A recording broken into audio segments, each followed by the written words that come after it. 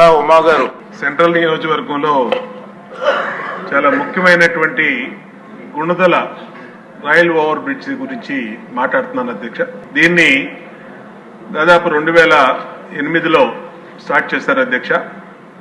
ఆ రోజు నుంచి గత ప్రభుత్వాలు దాన్ని నిర్లక్ష్యం చేయటం, దాంట్లో 2014-19లో చంద్రబాబు నాయుడు గారు, మన మంత్రి నారాయణ గారు మున్సిపల్ అడ్మినిస్ట్రేషన్ మంత్రిగా రావటం కూడా చూడటం కూడా జరిగింది అధ్యక్ష. కానీ దానికి కొన్ని టెక్నికల్ ప్రాబ్లమ్స్ వచ్చి కంప్లీట్ చేయలేకపోయాం అధ్యక్ష ఆ రోజు.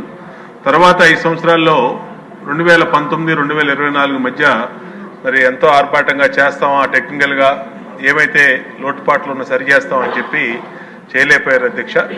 ఇప్పుడే R&B మినిస్టర్ గారిని కూడా నేను మాట్లాడటం జరిగింది అధ్యక్ష. దాన్ని రైల్వే బోర్డుకి పంపించాం అధ్యక్ష. రైల్వే బోర్డుకి పంపించి స్పెషల్ పర్మిషన్ తీసుకొని దాన్ని ఇవాళ విజయవాడ పార్లమెంట్ సభ్యులు కేశినేని శివనాథ్ చిన్ని గారు ఇవాళ ఢిల్లీలో మాట్లాడటం జరిగింది అధ్యక్ష.